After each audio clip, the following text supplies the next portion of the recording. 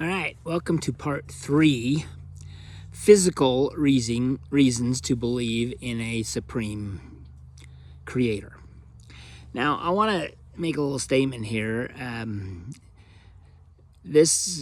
Could be pretty complex and could get pretty deep in the woods. And I realize that this isn't necessarily my field. I do have a science background, but my background is in radiation safety and a little bit of science engineering from HEPA filter testing that I did out at the INL where I worked. So this part of it, and the nomenclature, I hope I get it right, but I hope you can muddle through my backwoodsy speech here to comprehend what I'm trying to say. I also want to say that there's on every one of these things, there's reasons I give to believe, and there's an argument to not believe, and you ultimately have to choose what you're gonna believe in.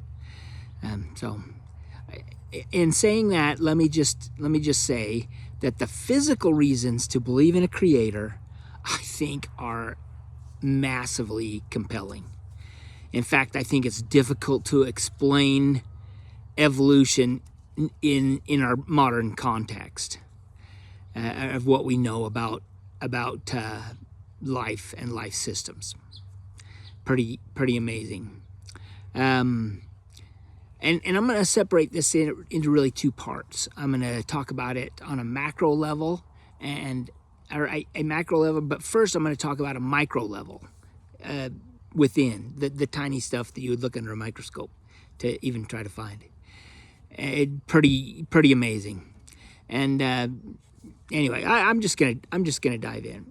I believe that the first and this is so varied. There's so much stuff here. I couldn't possibly cover it all. And so, in an attempt to make this brief as I can, I am going to give you the most compelling reasons that I see.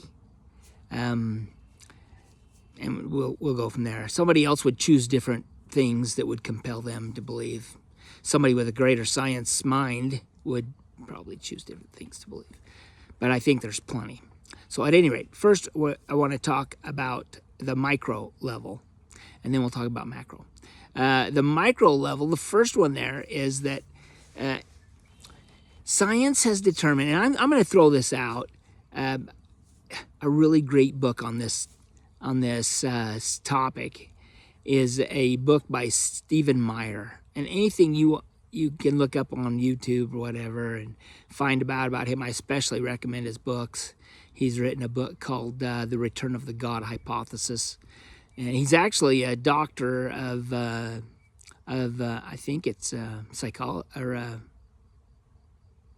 I think it's might not be psychology.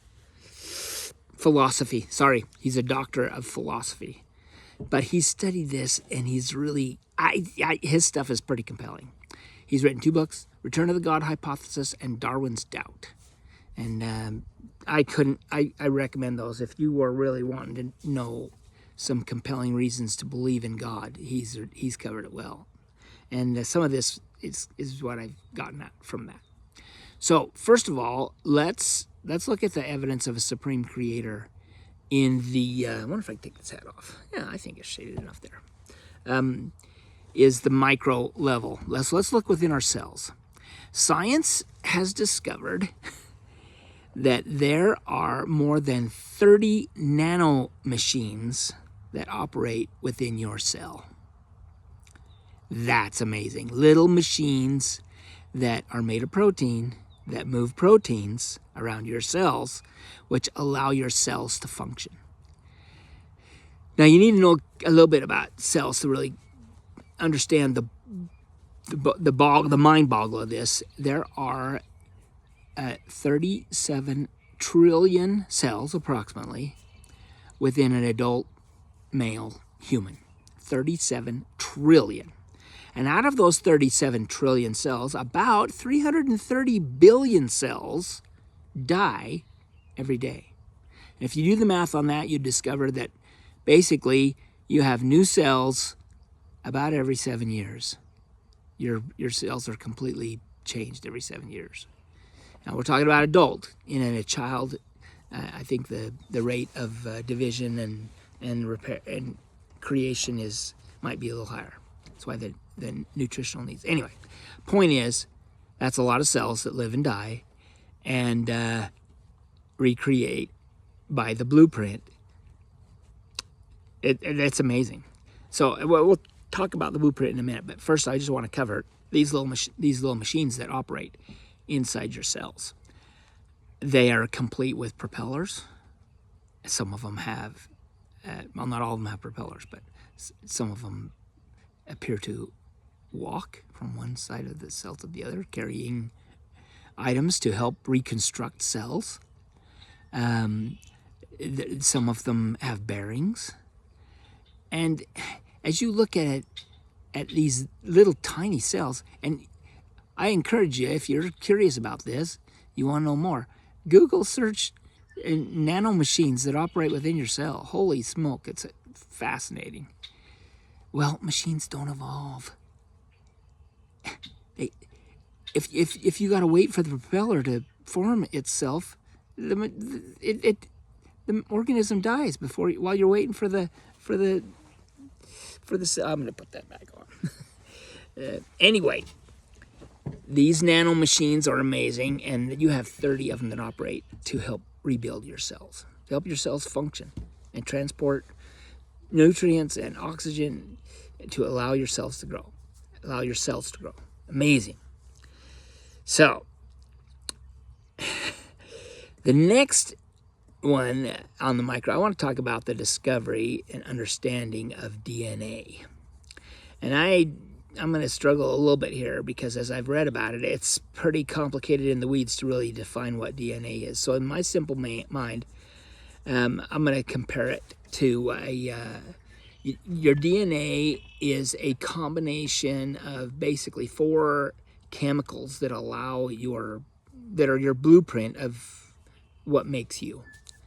That's what DNA is. DNA holds the blueprint of what makes you. And a DNA strand has 3.8 billion characters in it. In other words, the combination is 3.8 billion characters long.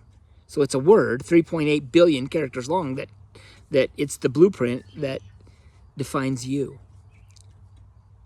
So your DNA is uniquely yours. No one else has it. It's unique from conception. No other human has your DNA. That's why they can use your DNA to try to define you in crimes and whatever. And the DNA of a frog is different from the DNA of a human. DNA of a snake or a bear or a rabbit or a horse or a pig, they all have different DNA, but they all have DNA. And their unique DNA allows their body to recreate themselves, while your unique DNA allows your body to recreate itself. That screams of a creator. Amazing, amazing information. And this DNA code has been compared to a computer code. So a computer speaks in the language of ones and zeros, the combination of ones and zeros. That's how it communicates. It's kind of amazing. Well, your DNA is much more complex than a computer code, which only has 2 characters, but it performs the same function. It has, yours has 4 characters, theirs has 2. So it's not just 4 times more complex, it's exponential, so it's many-fold. Amazing. DNA, amazing. Now, this seems to be the language of the creation of life. And even that, it speaks of a language. And linguistics is all, that's a creator. Language is not, it speaks of a creative mind. You don't find languages that somebody didn't create. So this seems to be the language of creation, language of God. Pretty amazing.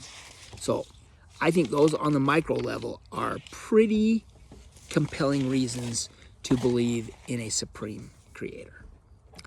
Now let's talk about the macro. We have an ever-expanding universe. And they've discovered this with the Hubble telescope, and it has to do with the red light shift. They discovered that the planets are moving further away from themselves, which means that they were created. Now, for many generations, scientists, atheist scientists, believed that the universe didn't need to be created because it always was. Well, they've discovered that no, it was created at some point. They don't know how. They've got some theories, but the bottom line is they go on how you create life from non-life.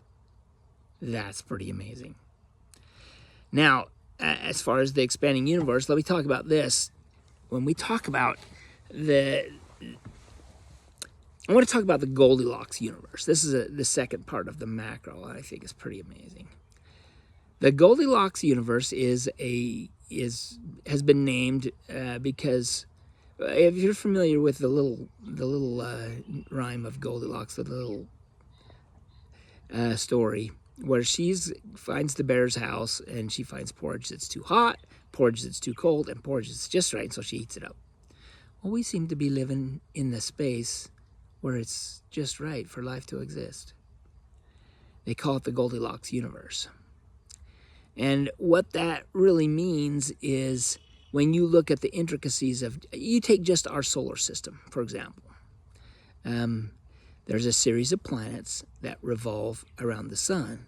Close enough to the sun, there's a gravitational pull of the sun that holds us close to the sun, and then a creative force, a centrifugal force, that causes us to rotate around that sun but not get spun off. The gravity holds us so we don't get spun off in space, and the centrifugal force keeps us going so we don't get pulled into the sun and burn up and be consumed by the sun.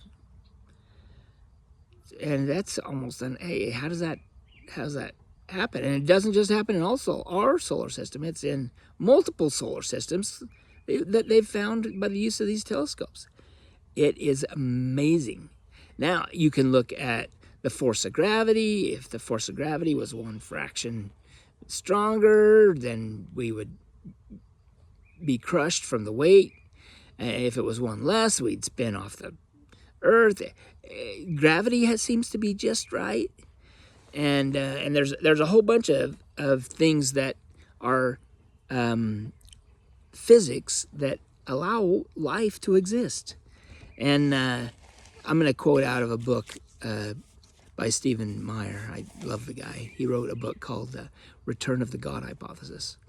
And he quoted a former atheist scientist in this book. And it says, "It seems as though a super intellect has been monkeying with the laws of physics in such a manner that life exists." Now, what's going on with these, and it's not all scientists, but there's a massive group of scientists that are now coming to realize that evolution is dead. It can't be. There's the intricacies of life have proven that Darwin's theory is debunked.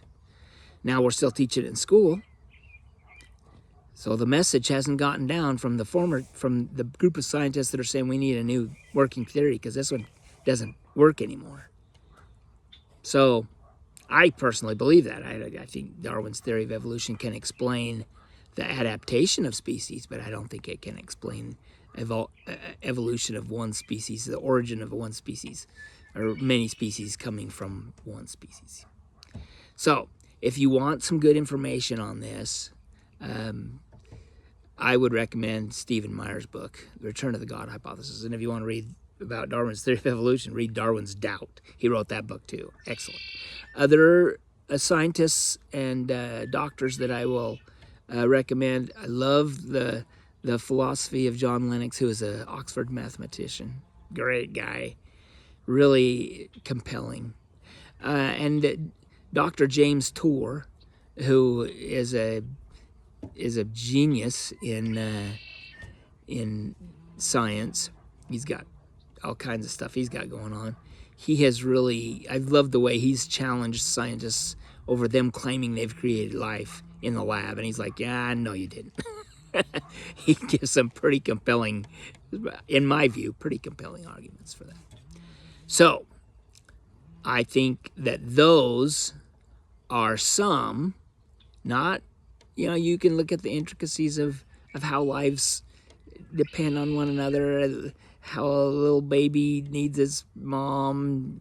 It's just, there's just too much there for me to believe that this is an accident. I believe that these three things, the emotional, psychological, and physical evidence, indicates that there is a creator. Now, what you believe about that creator, to me, that's where the next step comes in. And I personally believe that that's what we'll cover in the next one, which will be the spiritual reasons to believe, because it gets a little more personal. Because you basically, you can prove looks like there's a creator.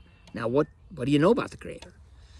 So I'm gonna cover that in part 4, which are the spiritual reasons to believe in not only a God, but which God? What are the characteristics of this God? And therefore, what can you know about him?